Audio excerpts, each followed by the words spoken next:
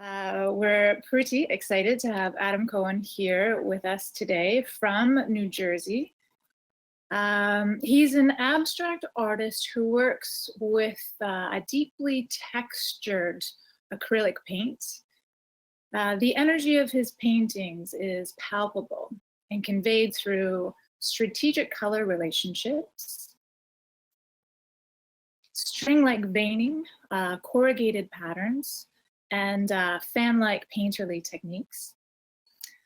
Adam Cohen has been a painter from day one, a very talented and skilled painter, but he hasn't always painted. He studied at the Tyler School of Art in Rome, located in the beautiful Piazza del Popolo. And in these early days, he worked in a figurative style, a kind of dreamlike, Chagall-like style influenced by surrealism in many ways. And then after school, he became a successful illustrator and did that for many years. And this I find quite intriguing, actually, because many of the most talented abstract painters in our Western art history were also illustrators. There's somehow a connection here between these two communication styles that one day I'd like to look into and see if there is something there. I'm thinking here of Jack Bush and the majority of the group of 7, all illustrators and talented painters. So after illustration, Adam returned to painting and found that figuration was too rigid for him, but proving the very tired trope of the inspired artist genius incorrect once again. The abstract style that is his natural vocabulary now actually took him 10 years to develop. Not that Cohen isn't inspired, of course, he most certainly is. But he also works hard and thinks deeply and has admirable determination. Painting is his calling, but that doesn't necessarily mean that it always comes easy. Like an athlete, he has developed a strong mental game to get him through the blocked periods, and a lot of this has to do, for him, with letting go. Of his process, he says, provocative things like, and I quote, "It's a bit like a racehorse when it goes off," or a tornado, end quote. And quote, "Color is a wild animal. 75% of your concentration is taken up by color." And lastly, quote, "It takes a lifetime to become a child again." It is with great pleasure and anticipation that I introduce you to Adam Cohen and turn the floor over to him. We have an exciting lunch hour ahead of us. This is an image of my studio that was taken this summer with a fairly recent painting. And as you can see, the colors in the painting are very similar to the colors on the floor. And we were talking a little bit before how the colors of the studio is always transforming, never looking the same after a different work session of mine. All the colors tend to change. And I'm going to do something a little different in this talk than the other 2 I did. And I'm going to go back into my history a little bit and show some of my early work and show how drastically different one period of an artist's life can be to another period, or from decade to decade, as you're discovering different visual languages, exploring different ways of thinking and growing up. So this is my early work from 1980, a style that I developed. And a lot of the paintings back then were all painted from memory. And this was painted when I returned to the United States after going to school at Temple University's Tyler School of Art in Rome. And it was an image of Piazza del Popolo. This was another painting that I did in that style, all in oil paints.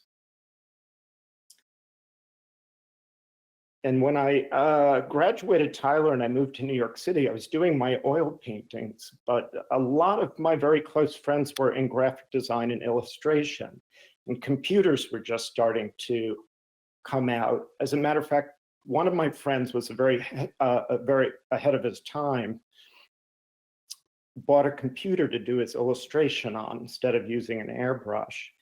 And I thought I'd try my hand at illustration, and I thought I'd buy a computer and take a chance and see if I can paint on the computer and do the illustrations on it.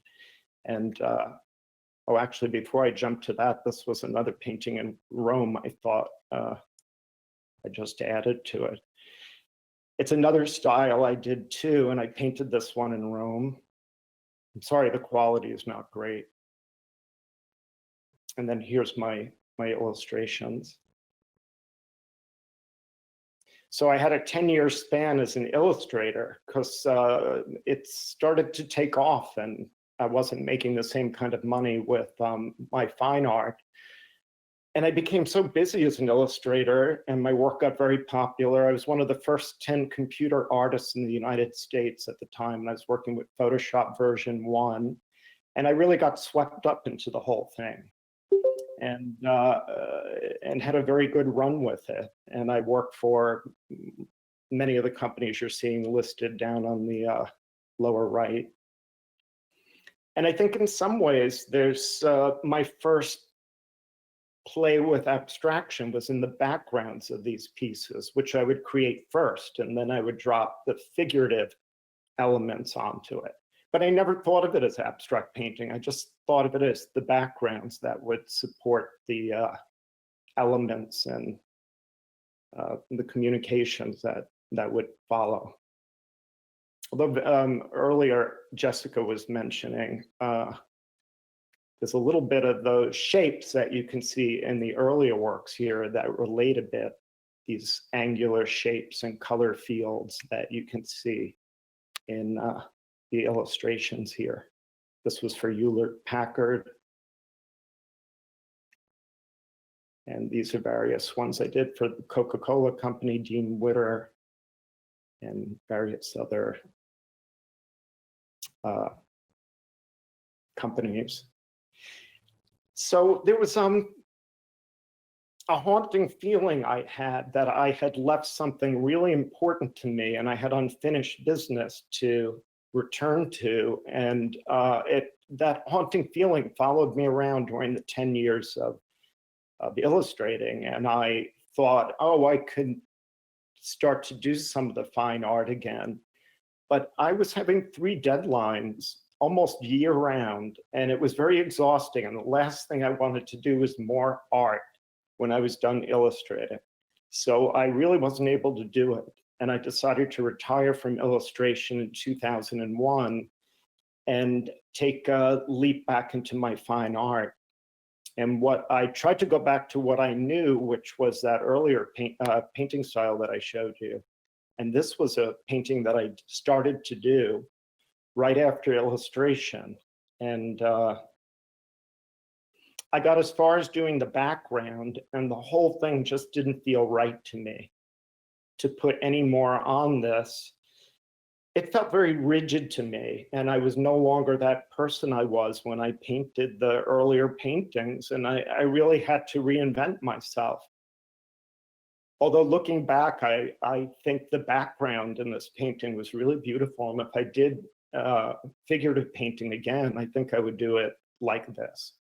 And I might, just for the enjoyment of it. So I took a period, like Jessica was saying, it took me about 10 years to figure out what I wanted to do. But somewhere towards the end of that 10 years, I decided, okay, I'm not going to do figurative painting anymore. Why don't I try abstract painting? I knew nothing about abstract painting. I grew up not liking abstract painting. I never studied abstract painters. I really didn't understand it. But I had some idea that I just wanted to work with color and feelings and not have ideas about, what I'm going to paint, what the subject was going to be. It felt very free not to have a subject. So let's see what I have here. This is the beginnings of the abstract painting. So for 1 year, I started working on paper in my studio and just experimenting. And it was really a year of awful attempts at abstract painting. I mean, I didn't really know what I was doing. And eventually during that year, I started to notice some interesting looking marks and shapes. And I started to cut them out of these different sheets of paper that I was experimenting on, and then started assembling them as a collage. And the piece on the left that you're seeing, I'll show you a bit of a close-up of it. You can see I'm just taping down shapes and marks that I started to see that I liked. And that was the beginning of that language. I started to finally recognize that and understand that there were marks and shapes I liked and marks and shapes I didn't like. And the ones that I liked, I kept repeating. And eventually it started to evolve into this. Now from the collage, I think I worked for maybe 8 months in this collage style. And I remember thinking maybe one day I'll be able to just paint a painting outright without collage. And these were the first ones that I did without collaging it. And you might still see like some of the shapes that I created with the palette knife almost could look like cut out shapes from a collage. And here are 3 early abstract paintings from 2012 to 2013. The middle one, called Mind Map, was actually first one I did on canvas and not on paper.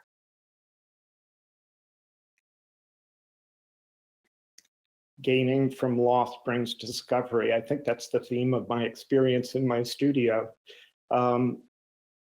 And meaning gaining from loss is sometimes I sacrifice a painting, or I'll try to push it further than it is, and maybe I'll destroy it, but maybe I'll find something better. And that's always the hope, is to discover something better. But this particular style you're seeing here is starting to get thicker. You can still see flat, smooth shapes. But one day in my studio, I was very, very frustrated. Not just one day in my studio, it can happen. It happens from time to time. And sometimes it can be very pleasurable too. So I want to point that out as well. But I took this one painting. It wasn't this particular one, but I was so frustrated that I took the palette knife and started just gouging it and scraping at it and scraping some of the paint off. And this is after working for 4 or 5 hours and not getting any results. And I took this small, maybe it was a 30-inch canvas, and I just chucked it across the room and just said, that's it. I'm too frustrated. I'm too knotted up. I'm just going to leave the studio. And that's it for today. Now, I came back about 3 weeks later, and I brought a friend of mine up to my studio. And we're in my studio. I'm showing him something I'm working on. And he says to me, what's this over here in the corner of the studio? It's so beautiful. And I looked down, and it was that painting that I was so frustrated with and had thrown across the room. And I looked at it, and I saw there were amazing marks. And the color was good. I mean, there was a lot of these marks I made through my frustration. I could see them for the first time, and they were very beautiful. And from that second, I could see so many things I could do with that. And that's what brought me to this painting you're looking at now. I was combining, you could still see elements that maybe you could see in the collage pieces or the smoother flat paintings, but now I've introduced these cut lines and very rapid scraping movements. I took a little excerpt from an essay from Carter Ratcliffe, because I think it says so much. How then does he know when to stop? And that is just the best question. What keeps him from working on a canvas forever on a single canvas, realizing each new option as it emerges? I think it was really brilliant that Carter said this, because I could paint on one canvas forever and just bury what's under it into the next top surface. Of course, it's better if that's 10 paintings, but it's so true that I could keep going on and on to see what something could be next if I kept working on it. And he was pointing out William de Kooning, for example, was notorious for never knowing when to leave a painting alone. Friends would visit his studio, admire a certain canvas, and return to find that it had disappeared underneath subsequent layers of paint. Painfully, this happens to me. I mean, sometimes I'll get to something wonderful, but the painting you're seeing right here was something I had painted. I pulled it aside, took a photograph of it, and was observing it, looking at it in my studio, and I decided it wasn't good enough and I wanted to go further with it. I just recently found this image and I said, I went over this beautiful painting and I destroyed it. I think I hope what I got was nicer. I can't remember what it wound up becoming, but sometimes you lose something too, or sacrifice something, or you didn't recognize that it was good. But that's the difference between knowing when to stop. Sometimes you don't know, and you want to take that risk to go higher, to go further, to push yourself further. Here's an example of a painting that I did where I'm combining different styles again, those two different styles of marks where they're smooth and sort of scratched lines with fine drips too, as you'll find in gestural abstraction. But the painting Clairvoyant was almost a black and white painting, and I thought it was finished. And 3 years later, I looked at it and I was not satisfied with it, and I painted this. And just was extremely happy with this painting, and it sold to a collector of mine. So sometimes you take that chance, and most times it works. Okay, and this is as I was developing. I want to back up a bit and say, when I did the flatter work in the early days, if the paintings got thicker and thicker, I used to feel like that wasn't something I would feel good about, that the paintings got thick or had more texture, because it meant to me that there were so many failed attempts underneath.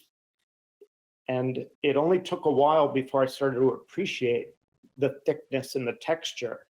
And then it took a little longer to fall in love with it and want to make that happen and recognize that that was beautiful and something I was interested in. And somewhere along the way, I discovered, instead of dripping or squirting lines, as you'll see in a lot of artists who are abstract painters, or even in my early work, I would scribble with pencil or shoot or drip lines for line work. I started to cut the line work in with the edge of a palette knife and create structure and direction that way. I call this cut and drag techniques. Then I started to experiment with a completely new thing. I'm not really sure how this one happened, but I started to discover another way of working, created these thin strands that are somewhat vascular in texture.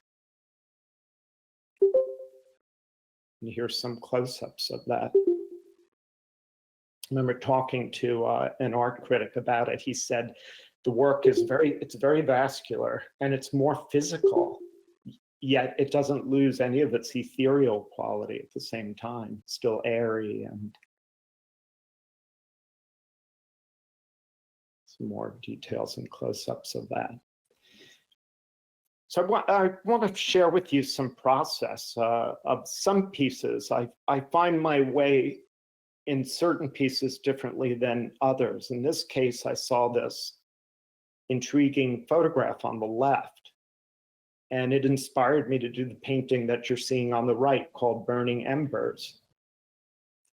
So that image on the left became interpreted by me, was interpreted into Burning Embers as the inspiration for that painting. And the painting in the middle was a beautiful painting I did not appreciate, and that actually was the background for Burning Embers. I painted on top of that to get that painting. In my opinion, Burning Embers is still better than that one, but I wish I had both. So here's some, just an example of how I was doing this sort of smooth drag technique with cut lines, and then I started to introduce the fine threading along with those smooth motions and cut lines. And another example of that in this painting called Almost Subconscious.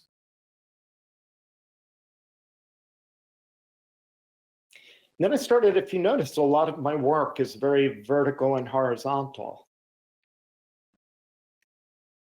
I decided to start just about a year ago to start doing circular motions and see the results of that. And then very recently, some new ideas developed where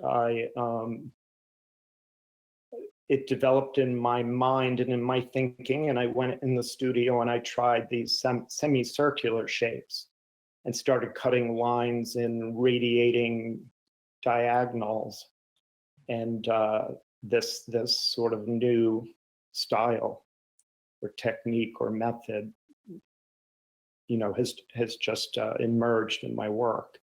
So I'm still very curious. I've only done about 5 of these, or maybe 6 of them, and I have so many ideas of what I want to try to do with that. And this is an example. The painting on the left,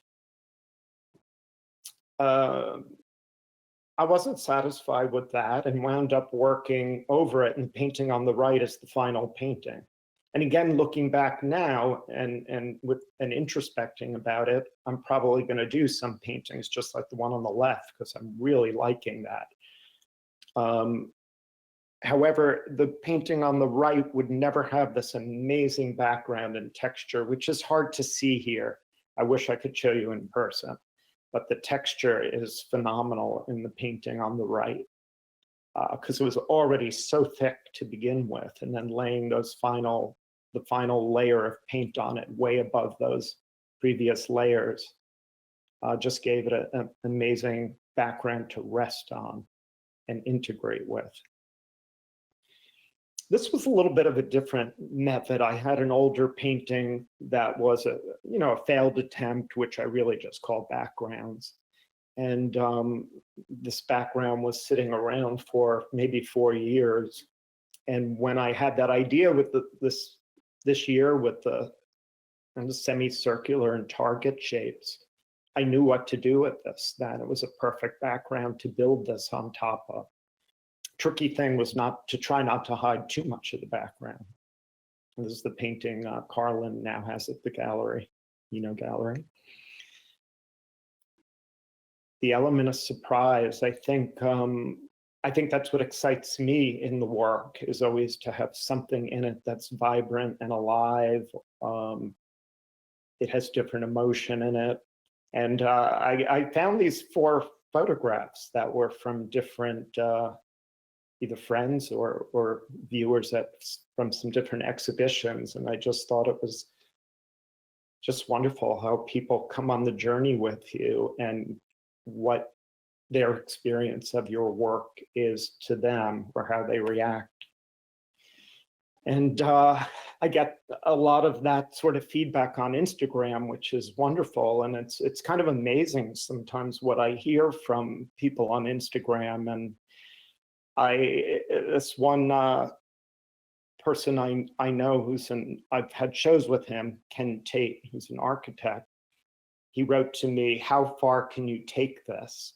Because he's surprised. The way I interpret what he said is he's always surprised that I'm bringing it from you think my work's just this way, and then I do something completely new with it. And to be honest, the way I think that there's really no end. I think that my ideas will go further than I have time left in this world to do everything that I'd like to try to do with it.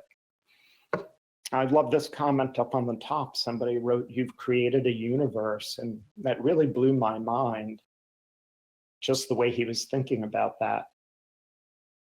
But the interaction is wonderful. When I do a painting, there are two people who are very close to me. One, unfortunately, has now passed away, my friend Dora. But my partner, John, will usually, I'll send him an image in my studio, sometimes immediately when I finish it, to share it with him. And he'll send me this back. He'll send me a list of titles, and he's named about 90% of my painting. And as you can see, War Paint was the third name down. And when I read that, it totally felt right to me.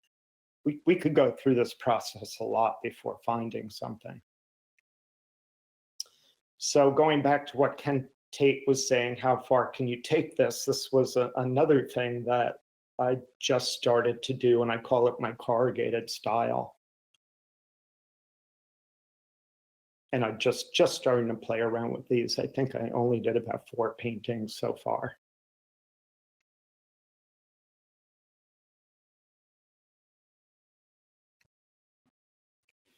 This is an example of how I built this painting. On the right is the final painting, Untitled.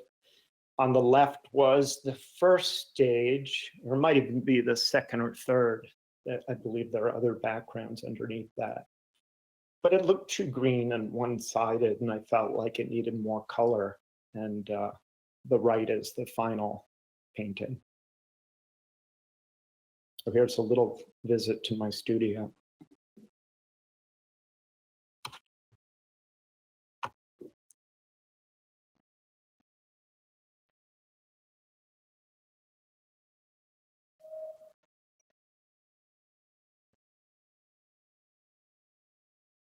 There's my how thick my shoes get.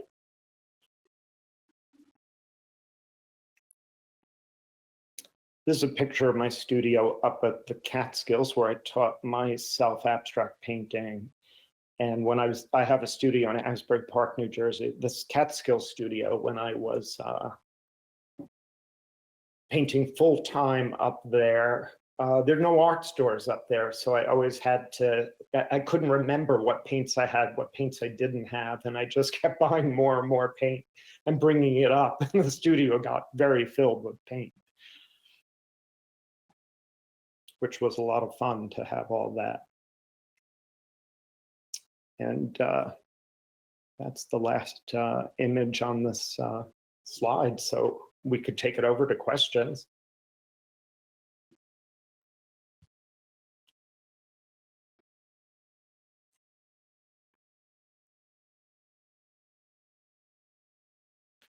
I'm just getting myself organized there. Hi. Sorry for the delay, Adam. That happened fast, I know. That was fantastic. Thank you so much. Thank you. I think we've benefited here today from an artist talk and also a philosophical talk. You talk of loss and sacrifice and letting go of control, of embracing change, but most over, I think, just believing in the journey and staying with it. It's very inspiring. Thank you. Thank you. I'll start with the first question, but please, everyone, have your questions ready. And Adam is ready to answer them for you. So what I'd like to know is, in art school, you said that you were drawn to figurative style, and abstract art at the time, you didn't get it. But then when you returned to painting, it became The figurative style was too rigid for you. So I wonder, what would you say to art school you that didn't get abstract art? How would you explain it now? Oh, and I wish I made that connection then. Just thinking about how much more time I would have had to, you know, between then and now.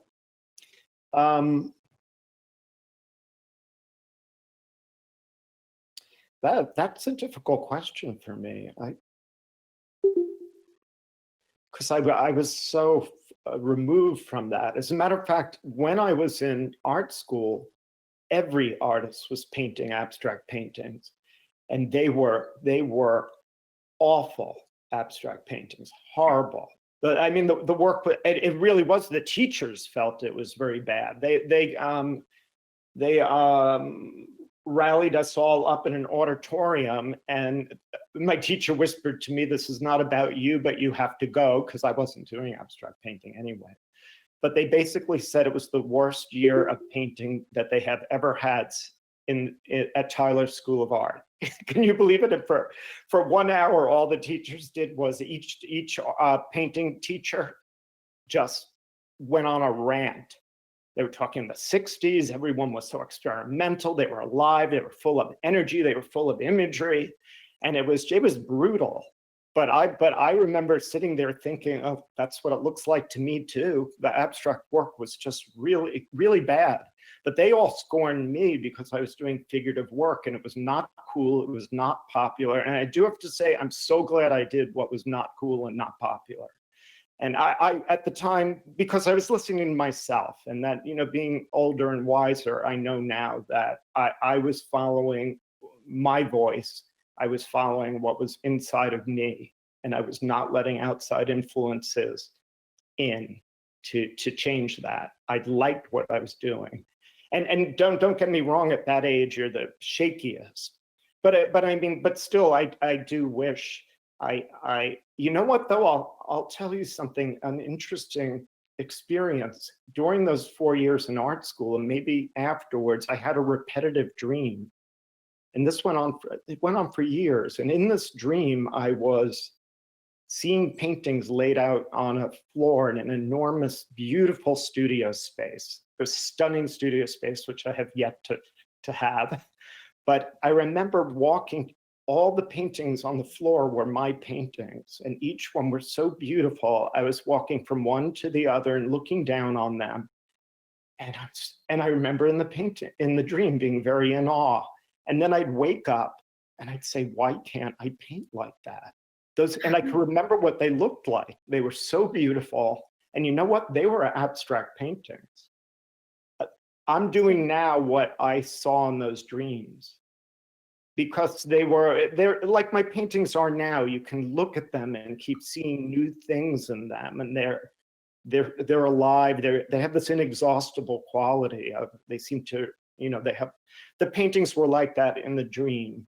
So I think somewhere that abstract painter was in me. I just was not mature enough to become that artist. And another interesting thing that comes from that time period is I had a teacher named Stephen Green, who's a very famous painter in his day. He made a comment one day, and it horrified me and froze me for a moment in my seat. But he said, "Most artists don't do their best work till they're in their 50s. And I felt so ambitious at that age to go out there that was the last thing I wanted to hear. But I found my abstract painting in my 50s, and his voice and that message he said in that class came back to me. It was a very, startling to recall that and have that experience happening to me really in my life, like he was saying. That's that dream story gives me tingles. I told that to a musician once, and she said, "Oh, I never thought I had dreams like that too, where I'm playing the most beautiful music that I'm composing." And she said to me, "But I never thought that could possibly happen in my life, in a reality." she was just like really, she got excited that maybe it was. Yeah, that's, you're a visionary. Interesting. Thank you. I have a question here that was sent to me from Shani. I want to ask everyone that feels comfortable, if you can turn your videos on, then when you have a question, you can put your hand up and I can see you and we can open the floor to you. So Shani asks, Adam, you talked about throwing out a painting, which later turned out to be a good work after all. As a writer, I have the same experience a great deal. Something I wrote years ago and discarded ends up seeming years later quite good. I wonder if we grow into our work, if it is actually better in moments than we are. Windows open that let us see our potential before we are even at first capable of seeing it ourselves. Also, I wonder if you might describe what goes on inside you, physically, intellectually, emotionally, philosophically, when you stand in front of one of your works and work on it. What are you working on through the act of painting? Yeah, that's a great question. And some of the things that came to my mind were, there's a lot you have to let go of when you're painting.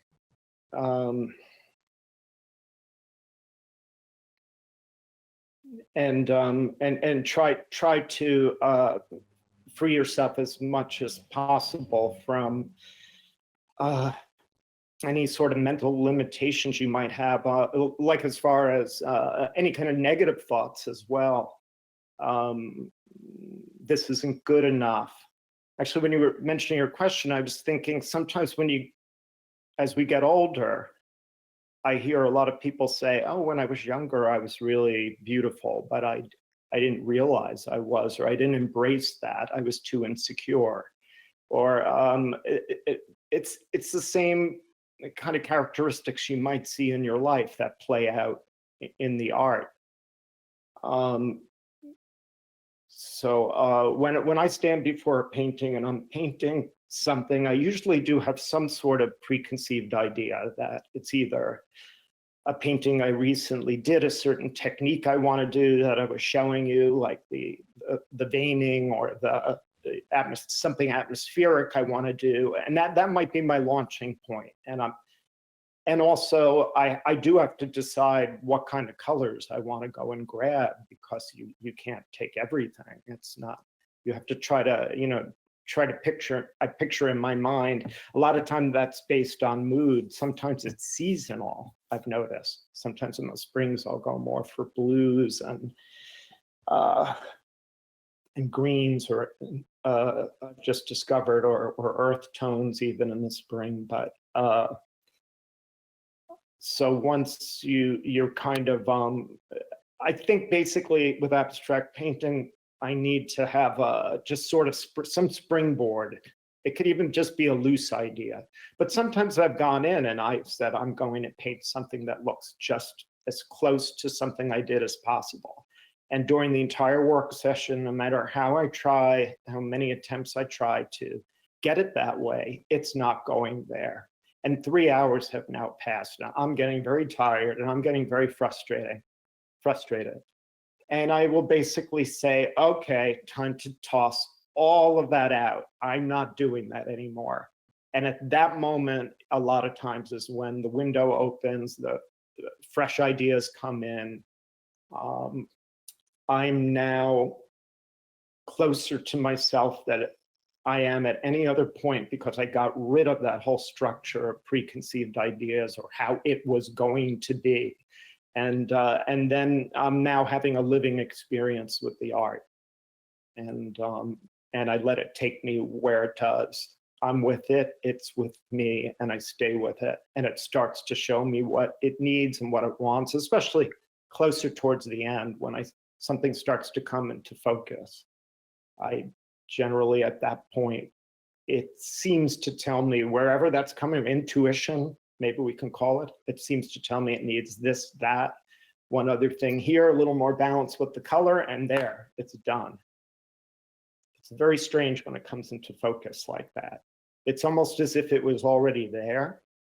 That's like a deja vu, like it was already supposed to be that image, and I saw it. Or it's an ideal of something internally, and I know I've reached that place. That answer segues really nicely into Tassie Noter's question. She asks, curious about how you move physically when you paint, and curious about how paint got on the walls.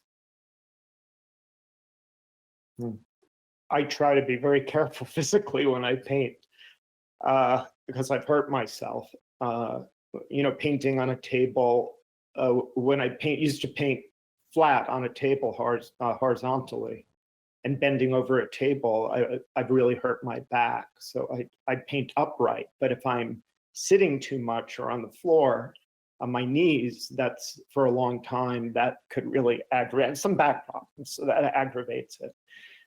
So I'm trying to pay attention to my form, honestly. So I'm standing right, and but you do get lost in the process and start ignoring all those things. The paint gets all around because my painting it's gestural abstraction, but it's action painting. It's in order for me to get a lot of the energy and life in it, some paint has to be thrown in specific ways or with different techniques onto the canvas for me to create accidents. And if these accidents aren't, the accidents play a very strong role, because later I may be more orchestrating those accidents and composing them. But if those aren't, it has to go beyond my control to develop those layers of interest in it. When a painting's finished for me, I have not seen everything that's in it, because I allow those sort of action periods to happen during the painting. And I think that's part of what gives it that period that you can look at it forever and keep finding something new. If I didn't do that part of it, but there's other parts that I do to it as well, where it's more controlled, or I'm dragging something. So it's a kind of a beautiful marriage between those, controlling, planning, balancing color from left to right, top to bottom, so your eye moves along. I believe color signals bring your eye from one point to another. So sometimes at the end, if there's too much orange on one side or red, it's not bringing your eye at all to the right side. I'll bring it over to the right side to keep the mind actively engaged in the artwork, kind of bouncing around. So I'll use color that way. Did I answer your question? I'm not sure. Is that, nod your head, Tassie. Does that cover your answer? Yeah. Oh, thank you. I think I'm going to get to your question, Sandy, but I think that you talking about that kind of a bit of a fugue-like state that happens sometimes, and also I love your phrase "composing accidents," and I think that segues nicely into Catherine McDonald's question, and she asks, following up on the dream and other comments, I'm wondering about other influences such as music. Do you listen to music? And if so, how does it impact your brush rhythms or the mood that slips into the painting? Oh, that's a great question. And it's surprising that I don't talk about that more, because music is very, very important to me. It's rare that I don't put music on. Occasionally I'll take it off because I'm finding it occasionally distracts me. But generally, it's the music sometimes drives the painting and drives the action, and the marks in some ways. And somewhere in the process of my painting, when I start to lose a sense of time,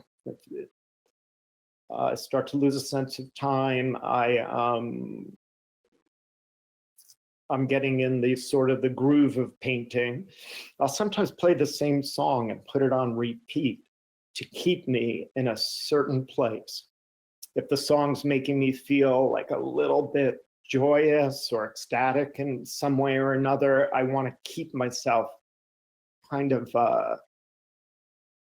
elevated that way, to keep the juices and the colors and the ideas, just to keep me right in that same place as I'm working on it. Eventually, if the song's repeating too many times, it'll drive me crazy, and I got to shut it immediately and switch it to something else. But I'll use music as a technique too, to keep myself in a certain place, in a certain state of mind. What can you give us an example? What's most recently? What's the music or soundtrack that kind of helped you hold the energy in place for a time that you needed? Oh God, it can be anything from a Beatles song to maybe classical music, or I'm, I have, I use Pandora, for example, so I might put something on like Discover Weekly to get something new. A lot of times, if it's something new, and not because you can grow tired of certain songs very quickly. But yeah, that's how I kind of find something. It's the feeling in the song though too, like if it's upbeat, or what's interesting too, I think some songs, like say Beatles songs, for example, there's something about certain artists' music that's so successful, and they almost feel like that vibe passes over to whatever place they were at, that made that work. I sometimes feel like I'm tuning into something of that within myself. That place that another artist found, for example, that made their work successful. I see, Hanifa, you have a question for us? Yeah, thank you. This has been a wonderful journey. One of my favorites that I saw was Gain from Loss. To me, when I saw that image, what came to me was almost like Japanese hanging gardens, because I could see the architecture in there with the layers of the gardens just flowing in. So it was just beautiful. Thank you for sharing all your work. Thank you. That's great. We have two questions that are medium methodology questions. I'll pose them to you together. Sandy Krakauer asks, how do you work with acrylic and oil paint at the same time? And Sharon McKinnon has asked, do you primarily use palette knives in your process? Acrylic and oils, I do not work with at the same time. I work with the oils after the acrylic is dry, and I work with the oils on top of the acrylic. And I usually will pull the oils out when I want to, an acrylic painting's dry, but I want to enhance or alter the color. It seems to, I'll do it with acrylic paint as well, but oil paint, if it's not, once the acrylic's dry and it's very plasticky, if I put the oil on, I don't like it. I can flush it off with turpentine and remove it. And then, so it's very safe. It's not drying fast. I'm not locked in. And it's also, as everyone knows, oil paint is the pigments and so on, and the color is gorgeous, and it's a nice way to enhance the color. So that's the way I use oils, just as over painting. Great. Oh, and what was the other question? And do you work primarily with palette knives as a tool? I do. I of all different sorts. It could be, you know, long, hard, a straight line tools. Let me see. Whatever tools I can find in a way to get the marks that I want. I've been branching out, walking around Home Depot, trying to find, say, because I want to do, say, those corrugated ones, but now I need not a palette knife. I need something that's maybe 3 feet long or 4 feet long.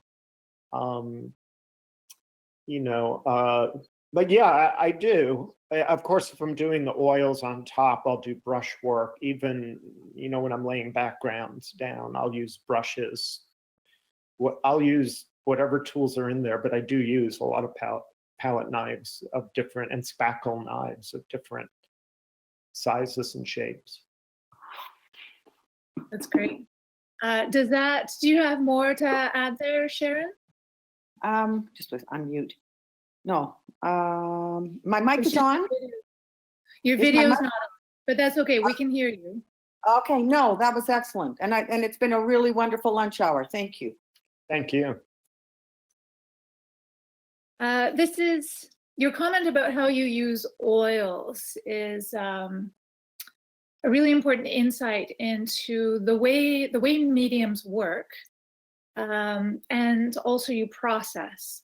And you mentioned to me in conversation earlier that you're always on the search for the perfect pigment that doesn't need to be mixed or modulated, that you can use straight out of the tube. And I'm curious, how does that ability to use that pigment in its pure form contribute to your process, or why is it necessary or important? Well, I think I mentioned to you too that my process is normally a very, very rapid paint process, and I think I was describing it sometimes as a tornado, and certainly the studio looks like a tornado hit it. But there's a huge amount of energy flying all around the studio. For me to stop and to have to mix colors, you know, interrupts that flow of energy to more or less. I try to, if I know I have certain colors in mind, you know, I'll mix them ahead of time.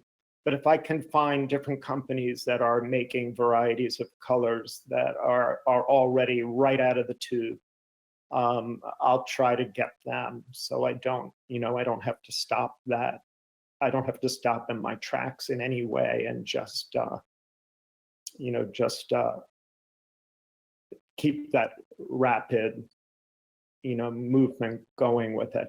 But there are, believe it or not, some very slow controlled things I do that maybe didn't happen as much in the beginning, but later on. So, you know, this beautiful quality now between that very rapid and very slow controlled dragging type things that I'm doing, you know, in the work to pull the color through.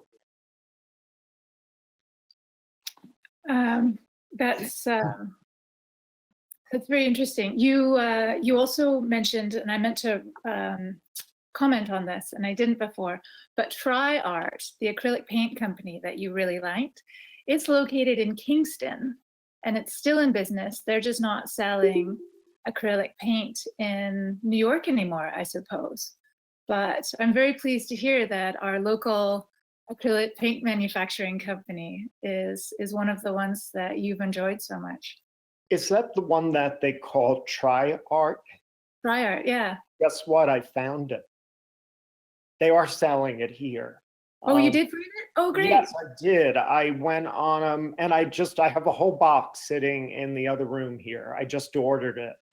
And they changed the bottles. They're not clear.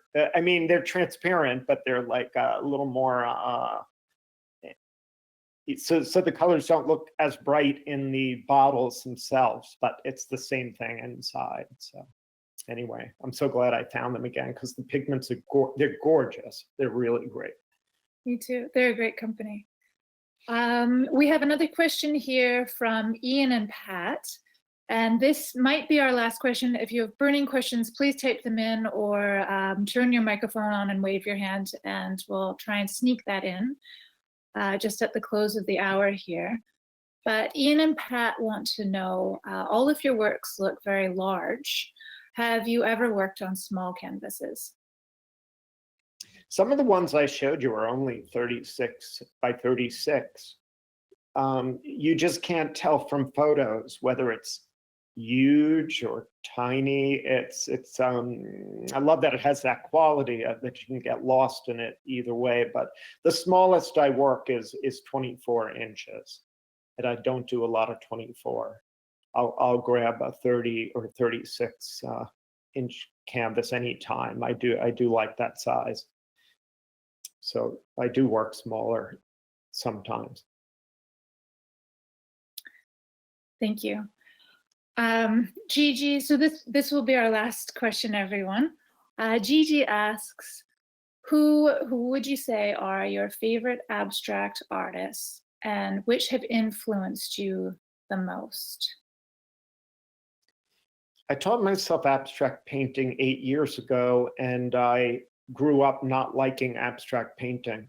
So I literally had no influences when I started my paintings. And when I started having those first successful paintings, when I finally had my breakthrough, I painted full time since that moment. And then I started picking up some books and reading about abstract painters for the first time in my life. So I kind of worked backwards. I found it first and found it to be very natural for me. And then I started reading about Gerhard Richter, the German abstractionist. I do love his work. Joan Mitchell from the New York Abstract Expressionist School. Jackson Pollock. I mean, all of those painters, I enjoy their work very much. That's wonderful. And I think it's what makes your paintings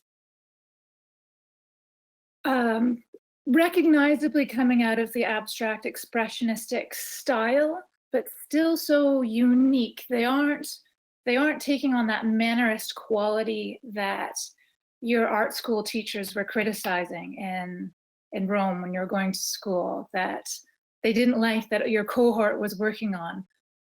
Because you've come to this later and it's coming out of you, it has a unique vision to it, and it's what makes your painting so compelling, I think. Thanks, Adam. You know, that's interesting what you said, because there are a lot of people who believe the best abstract painters had figurative backgrounds. And there is something, I understand there's something about that that's very true. And I think what it is that in order to create a convincing abstract painting, I think, figurative work has to be painted in a very convincing way with shadow and light. And I think I can still get the kind of substance and convincing quality in abstract painting because of what I know about, my formal training. Absolutely. Thank you very much for being with us today, Adam. I have learned even more about your process. It's been great working with you over the last few weeks and getting to know a bit more. It's been wonderful, Adam. Thank you very much. But we'll say thank you very much to Adam. Thank you. Thank you. Thanks so much, everyone. See you next time.